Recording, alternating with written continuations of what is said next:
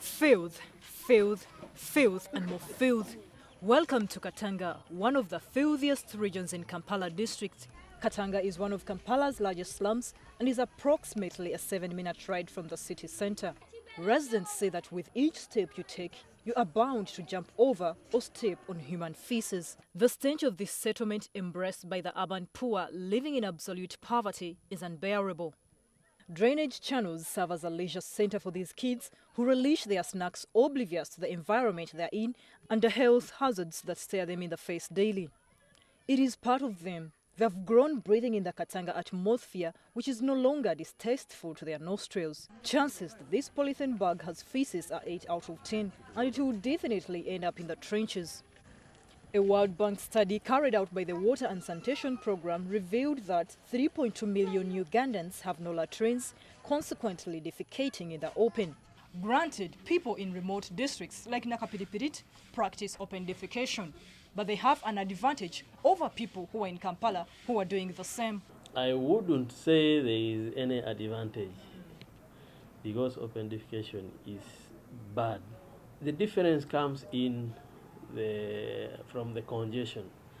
People in Kampala are congested, and people in Nakapiripirit are perhaps sparsely distributed, so they may not easily get into contact with the feces.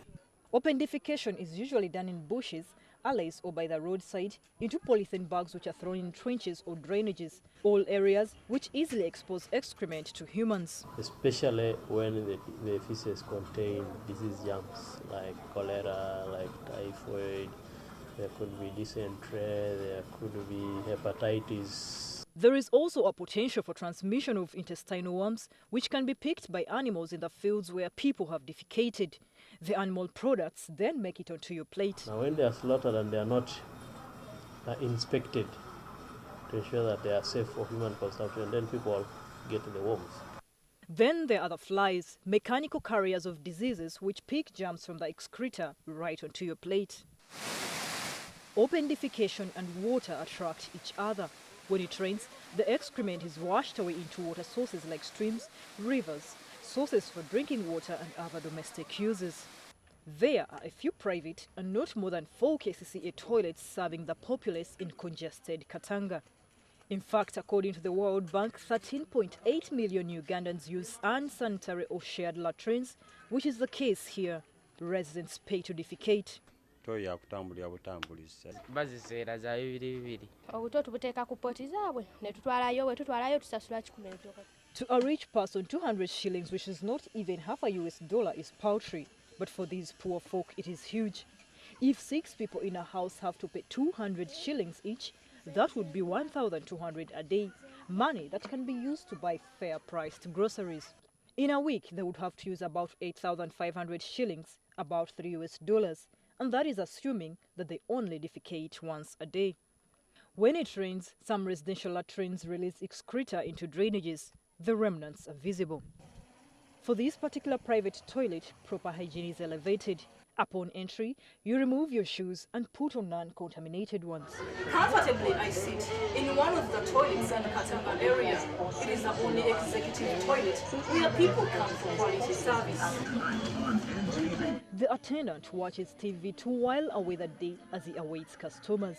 The appealing cleanliness draws more people, hence reducing open defecation. For Semanda, this is a haven. How about from your home? Okay. There are no bathrooms. That's why we normally come here, so that we can have a bath. Indeed, most people do not have bathrooms in their homes and may have to wait for dark to have a bath.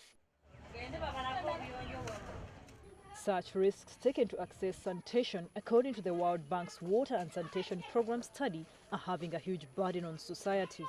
With open defecation, a person loses their dignity, can easily be physically or sexually assaulted as they look for private places to defecate.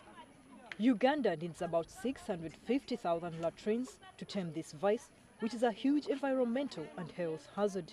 The diseases which take people to the health facilities, they are preventable at household level. And sometimes for me, I call these as stupid diseases. Under the Uganda and Sanitation Fund program, the Ministry of Health, which is responsible for the promotion of sanitation and hygiene, is dispatched on the ground in 15 districts to ensure that each household has a latrine.